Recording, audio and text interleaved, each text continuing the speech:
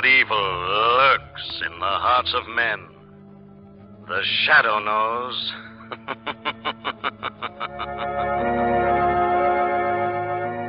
Once again, your neighborhood blue coal dealer brings you the thrilling adventures of The Shadow, the hard and relentless fight of one man against the forces of evil. These dramatizations are designed to demonstrate forcibly to old and young alike that crime does not pay. Friends, the war increased the demand for anthracite coal to an all-time peak overnight. Huge new emergency demand sprang up suddenly on all sides.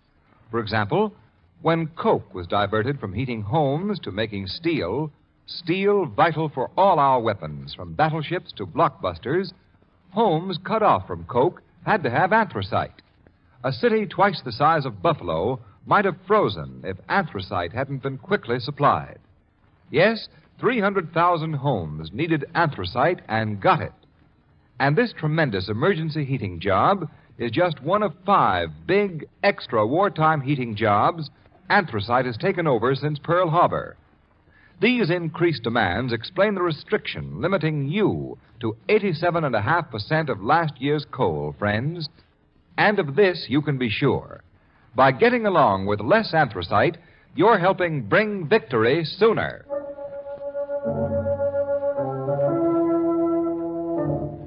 The Shadow, mysterious character who aids the forces of law and order, is in reality Lamont Cranston, wealthy young man about town.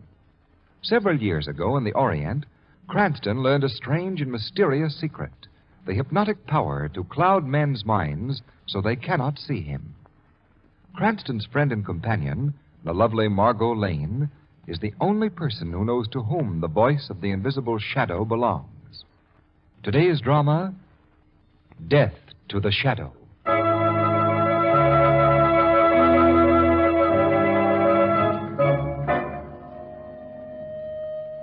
Well, Professor Petro, your new television apparatus doesn't seem to be living up to your boasts. In fact, it doesn't seem to be working at all. But one moment, Mr. Crane. A little difficulty. There, it is fixed. Now, what shall my television machine show to you? You really mean that with this radio device you can tune in on some place in the city and show it to me on that little screen? Any place. Inside buildings, inside locked rooms, down in the subway. Wherever there is even a tiny bit of light, my new television rays will go. Name the place, Mr. Crane. All right. You know the Gordon Trust Company building? But, yes, a few blocks from here. Dan Gordon is an old pal of mine. Let's peek into his office. Very well. I turn the dial. So. Now this dial. So.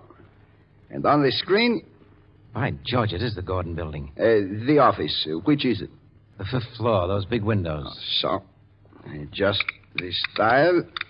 Why, it's as if we were sailing right up to the window. And now we see inside the office. I'll say we do. There's Dan Gordon at his desk, talking to his confidential secretary. Now you shall hear them speak. Listen. Got all the bonds there, Wilson? Yes, Mr. Gordon. And let's get them in the safe fast. They're worth $500,000 and good as cash. $500,000? Should I put them in the safe? I wish you would. Sphinx is the combination word. S-P-H-I-N-X. Yes, sir. S-P-H-I-N-X. You and I are the only ones in the world who know it, so don't talk in your sleep. No, not me. There. They're safe now. Good. Well, that's all for now. I'll ring if I need you. Yes, Mr. Gordon. I'll be outside, sir. Okay, Professor. That's enough. Well, Mr. Crane, now will your rich friends be interested in my machine? Dan Gordon would be. But I'd like to see the machine work some more, Professor Petro. As you wish. Now, this time, show me how you tune in on a place that you've never seen before. I'll just pick one from the phone book. All places are the same to my machine. Here's a name. Fenton. Fenton. The address, 1137 River Drive. 1137 River Drive. On my special map, it is about here. I see. I turn this dial to the distance marked. So. And this dial to the direction the map shows. I'm right with you. Then I switch on the screen, and you see. I say, this is wonderful. We're looking at the front of a house, and there's the number. 1137. 2 men are just opening the front door. Let us look inside. Turn this control. And we're looking into the living room. Mr. Crane, look. What is it? The 2 men who have entered the room. Yes, I see. But there is a third man in the room, and they do not see him. Well, but how can they help but see him? He's right out in plain sight. Say, there's something queer going on. I recognize that third fellow. Let's listen in. Very well. We will hear. Well, the old place sure looks good, Lefty. After 3 years in stir, Finger, any place will look good to you. Not a thing changed. Yeah, you took good care of the place. Yeah, just like you ordered. Well, I'll be seeing you, boys. Okay, Lefty. I got some nice jobs lined up for you guys. So long, Finger. It's good to be a free man again. What was that? Lefty, was that you? It was the shadow. Welcome home, Finger. The shadow. Where are you? I can't see anyone. Your brother could not see me either, Finger, for no man can see the shadow. My brother? Yes, Finger.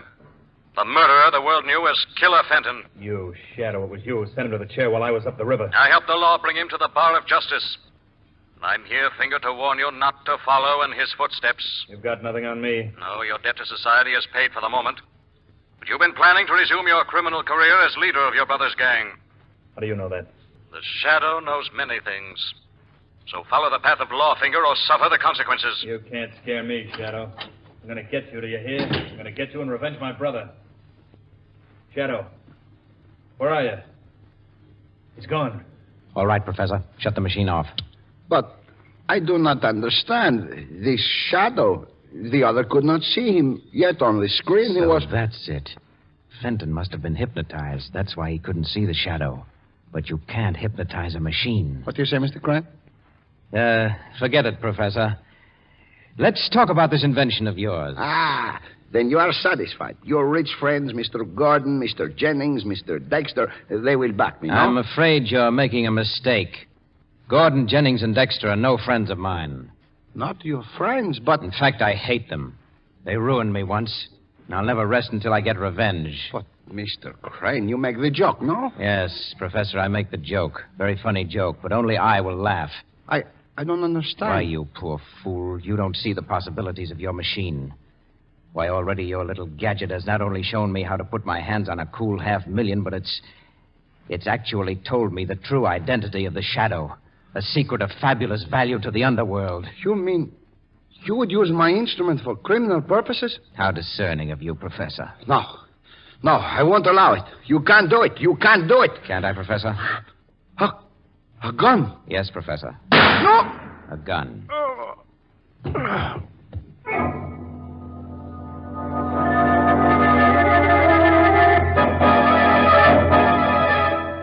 Extra paper. Read all about it. $500,000 robbery. Watchman killed. Confidential secretary held for murder. Extra. Read all about it. Cranston, I don't care a thing about your hunches. The guy that knocked off the watchman was the old gent secretary, this Wilson guy, and that's all there is to it. But, Commissioner, I know Arthur Wilson didn't do it. I've known that family for years. I went to school with Arthur's sister. Very nice, Miss Lane. That'll be Exhibit A for the defense. All right, Commissioner, but don't say I didn't warn you. Warn me? Yes, Commissioner. Don't look surprised when Wilson is proven innocent. Now, Cranston, if you got any ideas about snooping in this case, forget it. You're a nice guy, Cranston, for some of these screwy mysteries. But this is an open and shut case. Yes, Commissioner, just as you say. Cranston, I want you to promise you'll keep your nose out of this. Yes, Commissioner. But Lamont. I promise, Commissioner. But Lamont. Well, Commissioner, we have to be getting along. Come on, Margot. But Lamont. Goodbye, Commissioner. Goodbye. Oh, Lamont. You know Arthur Wilson is as innocent as I am. Of course, Margot. Well, then why did you make that silly promise to Commissioner Weston? Oh, I don't know, Margot. But you didn't hear the shadow promise anything, did you?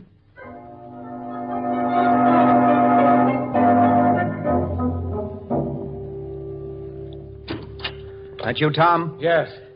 I stepped out to get the late newspapers. The cops still think young Wilson is guilty. I know. I was just watching a very interesting scene at headquarters. At headquarters? Yes. What would you say if I told you that just 5 minutes ago the Shadow decided to try to prove Wilson innocent? The Shadow? Oh, no, you don't mean it. Don't be alarmed. I have all my plans worked out. The shadow won't bother us. Yeah, I know, but... Plans, Tom, that go far beyond my vengeance on Gordon, Jennings, and Dexter. I'll have that and millions besides. And I'll make you rich, too. But we're going to need help. A gang to do the actual work. I don't follow you. Well, you will. Any moment now, we should be having a caller who... Oh, there he is now. Come in. Ah, Mr. Fenton. Come in. All right, I'm in. Which one of you is Crane? I am Mr. Fenton. This is Mr. Cogan, my associate. How do you do? Never mind the chatter.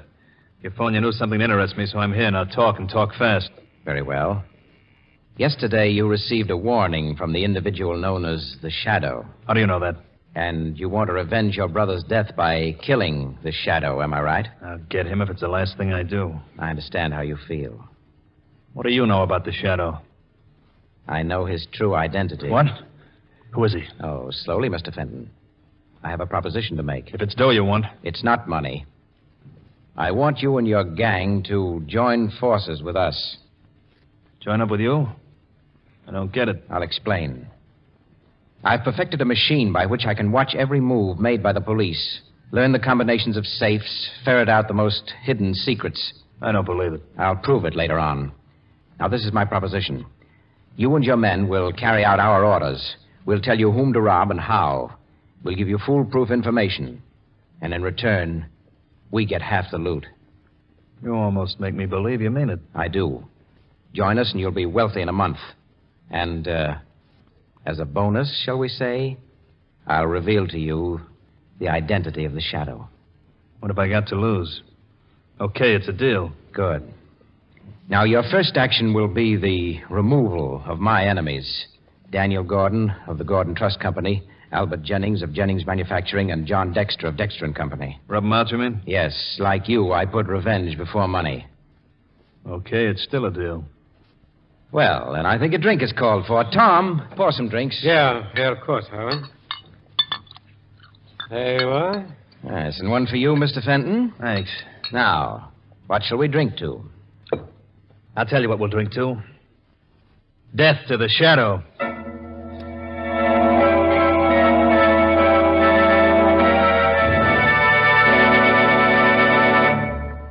Whatever inconvenience the wartime coal situation has caused, give it credit, folks.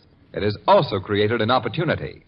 Yes, the need for conserving coal presented homeowners with the opportunity of enjoying automatic heat regulation. Recognizing how effective heat regulators are, the government provided for their manufacture and sale without priority last fall. And many thousands of you folks, alert to the fuel economy, added comfort, and convenience of a regulator, have already installed one this season. You've dropped hit or miss hand control of furnace dampers for up-to-date automatic control.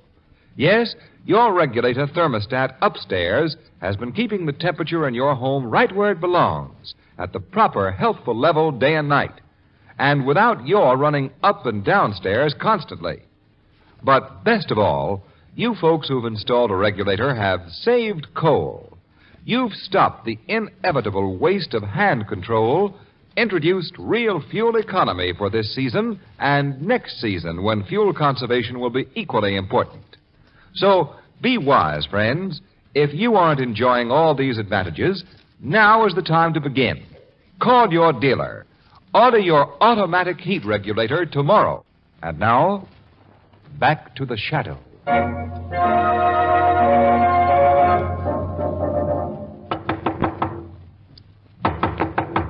Yes? Who is it? Detective O'Grady to see Mr. Gordon. All right, just a moment. Something about the robbery? Yeah. The commissioner wants to know if you can identify this knife. Knife? Why, no, I never saw it before. Well, take a closer look.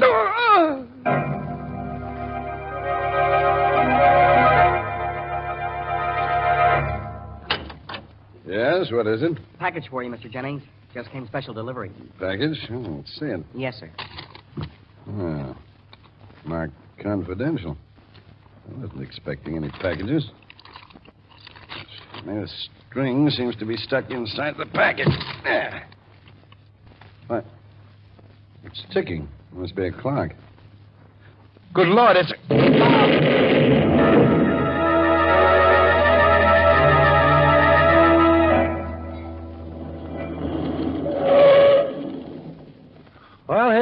Dexter? Thanks, John. I'm glad to be home. Been a bad day. Reading about the deaths of poor Gordon and Jennings. Mr. Dexter, look out. Hey, what's that the matter? car across the street. A man with a machine gun. He's gonna... Ah!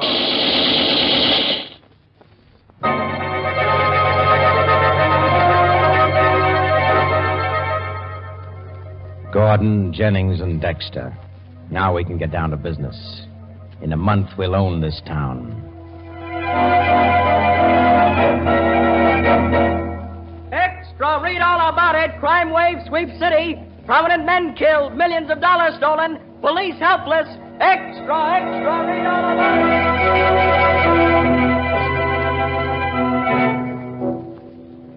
it. Lamont, you mean the police haven't any clues? They haven't any idea who's committing these crimes? I'm afraid that's about the size of it, Margot. And you haven't learned anything either. I'm afraid I failed as utterly as the police. Margot, it's as though some superhuman gang were at work in this city. They not only fail to leave clues, they also seem to have advance information on every move the police are going to make. Oh, no wonder they've been so successful. Yes, that's not all. There could be spies inside the police department. But the gang even knows in advance what I'm going to do. Oh, Lamont, you're joking. No, I'm not. Yesterday, I made a secret appointment with a petty crook who wanted to sell me some information. Before I ever saw him, he was murdered. Oh, how horrible. A dozen other similar incidents have happened. I'm checkmated at every turn. Why, it's as if they were able to watch everything you do. What? I said it's as if they were able to watch everything you Yes, I know. You just reminded me of something. What, Lamont? Seems impossible, and yet... Margot, some time ago, there was a foreign scientist, a Professor Petro, who tried to get me interested in a remarkable television machine he claimed he'd invented. Television? I wonder whatever became of him and his invention.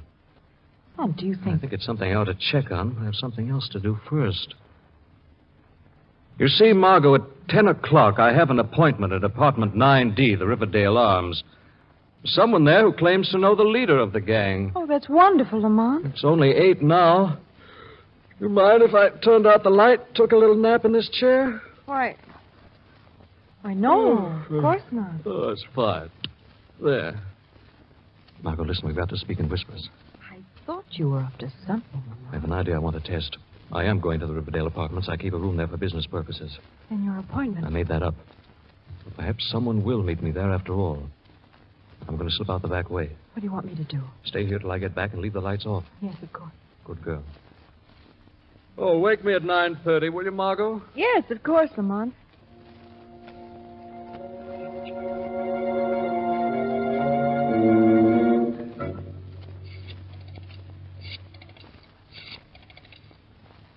Yes? This is Crane. Send Lefty to the Riverdale Apartments, number 9D. A man who knows something lives there. Have Lefty eliminate him. Rub him out. Right. Then go to the apartment of Miss Margot Lane. The address is in the phone book. Margot Lane. What's the job there? Bring her here. Bring along a man you'll find asleep in the living room, too. But be sure to knock him out before he can wake up. And bind them both tightly. There must be no slip-up. Don't worry, there won't be. But listen, Crane. What? It's time you spilled the dope on the Shadow. I'm beginning to think you're bluffing. I'm just as anxious to be rid of the Shadow as you are. He's becoming dangerous. But before the night is over, you'll have the pleasure of personally delivering him to the morgue.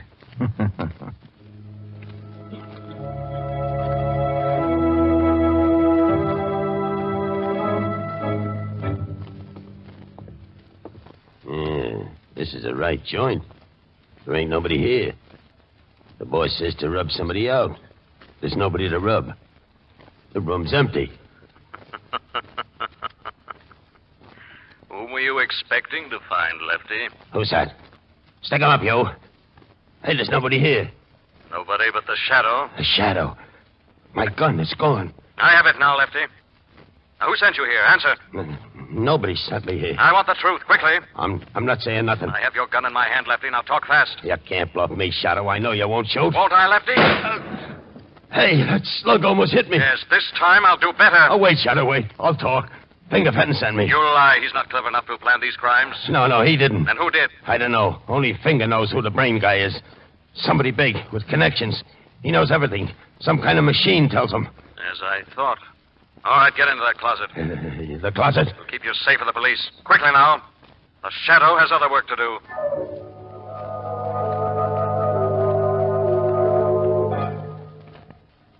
Crane, I'm getting tired of this runaround. Now it's time you talked. Who was the shadow?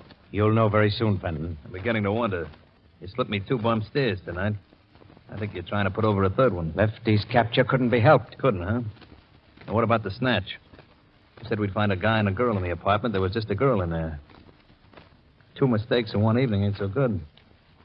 Maybe that peekaboo machine of yours is slipping. There'll be no more mistakes. Within an hour, the shadow will be dead. You better not be bluffing. Why, you fool, don't you realize it's just as important to me to see the shadow dead as it is to you? Now go send in Tom Cogan and that girl, Margot Lane. I have a phone call to make. A very important phone call.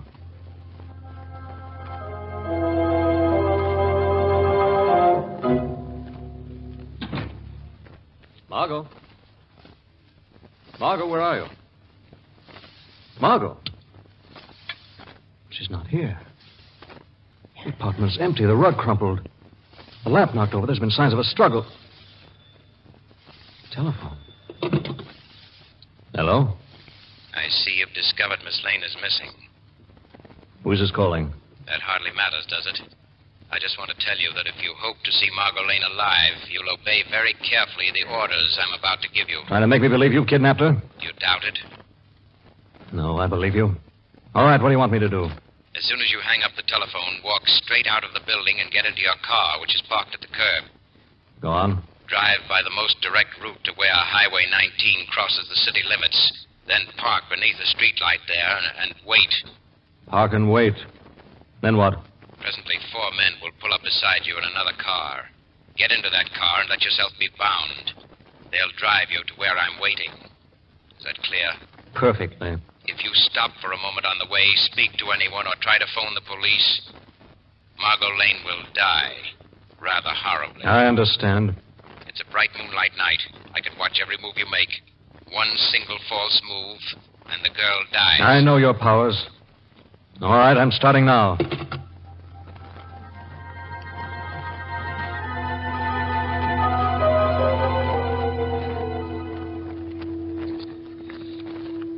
Ah, he's coming. He's almost reached the point where our boys are to pick him up. I wish I knew if you were lying.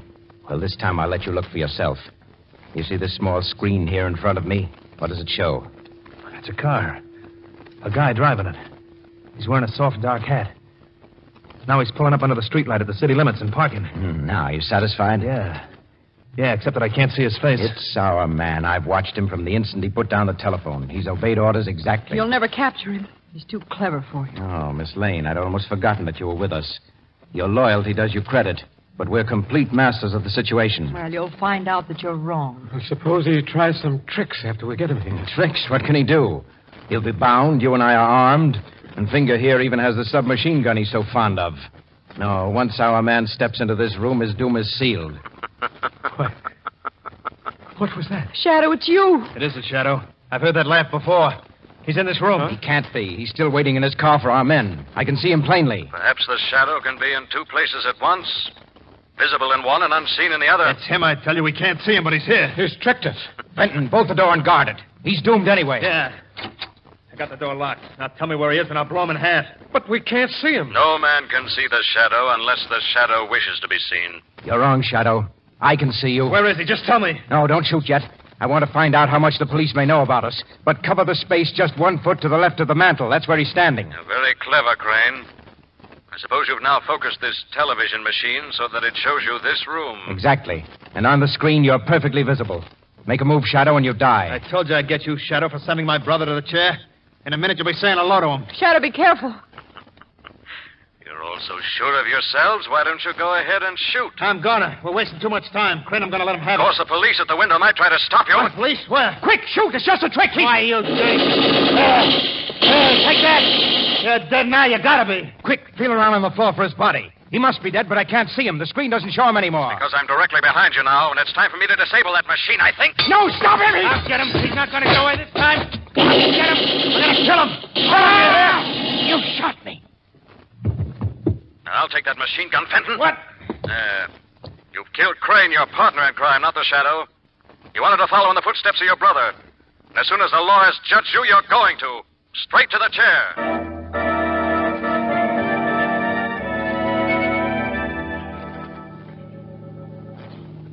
Lamont, if you don't tell me how the Shadow solved the case and escaped the trap those men set for him, I'll never speak to you again. Well, it was really you who solved the case, Margot. I did. Of course. If you hadn't said that it was as if someone was watching every move I made, I'd never have remembered Professor Petro and the television machine he once made such great claims for. Oh, and then when you slipped out of my apartment in the dark. And I was trying a little experiment which proved to me I was being watched. Then I knew some form of television had made all the recent crimes possible.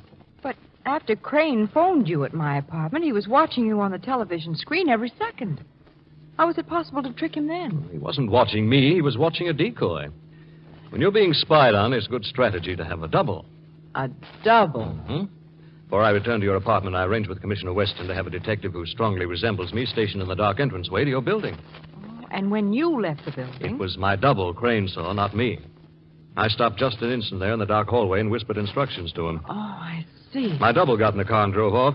I went back in, traced the phone call, learned where the hideout was, and with the help of a fast car... The Shadow reached there long before anyone expected him. Exactly. There's no time to make any elaborate plans beyond phoning Weston to raid the place. Luckily, Fenton was so keyed up that when he fired at the Shadow, his aim with that machine gun was pretty bad. And then he lost his head and killed Crane while trying to kill the Shadow. That's right. And Crane never got a chance to reveal the Shadow's real identity. Luckily for the Shadow, no. So it was easy when the police got there for the Shadow to slip out unseen and for Lamont Cranston to come puffing in a minute later to be twitted by Commissioner Weston. Oh, poor Commissioner Weston. Lamont, you know what he said when you arrived? No, Margot, what? He said that's just like Lamont. Always late when there's any excitement.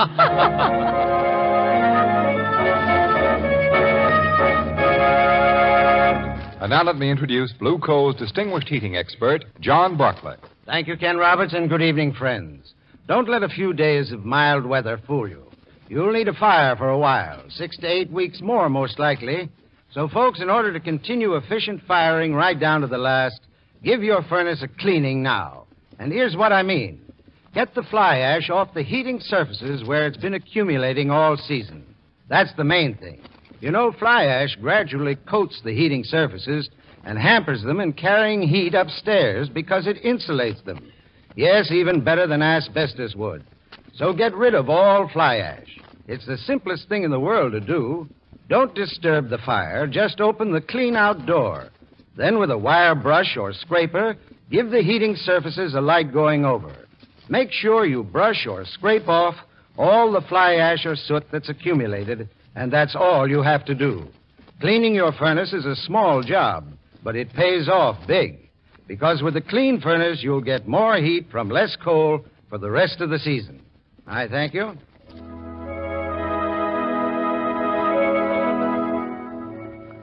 The Shadow program is based on a story copyrighted by Street and Smith Publications. The characters, names, places, and plot are fictitious. Any similarity to persons living or dead is purely coincidental.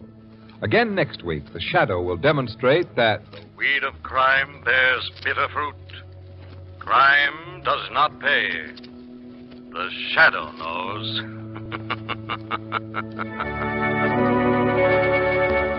Next week, same time, same station, your friendly Blue Coal dealer brings you another strange and thrilling adventure in the Shadow's daring battle against the forces of evil. Be sure to listen. This is Ken Roberts saying, keep the home fires burning with Blue Coal. This story produced by the DL&W Coal Company, distributors of Blue Coal. This is Mutual.